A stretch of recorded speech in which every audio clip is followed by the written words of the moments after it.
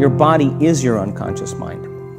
In a sense, if you're sitting down and you start thinking about some future worst-case scenario that you're conjuring up in your mind, and you begin to feel the emotion of that event, your body doesn't know the difference between the event that's taking place in your world, outer world, and what you're creating by emotion or thought alone. So most people then, they're constantly reaffirming their emotional states.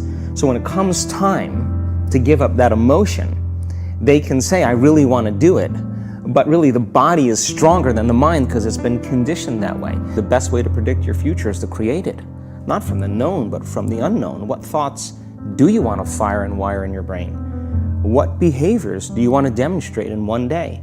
The act of rehearsing them mentally, closing your eyes, and rehearsing the action of what you want, by closing your eyes and mentally rehearsing some action. If you're truly present, the brain does not know the difference between what you're imaging and what you're experiencing in 3D world. So then you begin to install the neurological hardware in your brain to look like the event has already occurred. Now, your brain is no longer a record of the past.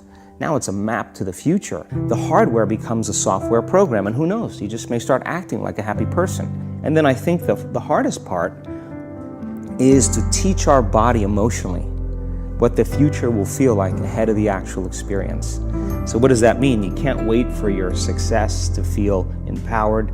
You can't wait for your wealth to feel abundant. You can't wait for your new relationship to feel love, or your healing to feel whole. But the quantum model of reality is about causing an effect. The moment you start feeling abundant and worthy, you are generating wealth. The moment you're empowered and feel it, you're beginning to step towards your success. The moment you start feeling whole, your healing begins. And when you love yourself and you love all of life, you'll create an equal. And now you're causing an effect. You become a creator of your world, and you start saying, my thinking and my feeling is changing an outcome in my life. And now that's a whole different game, and we start believing more that we're creators of reality.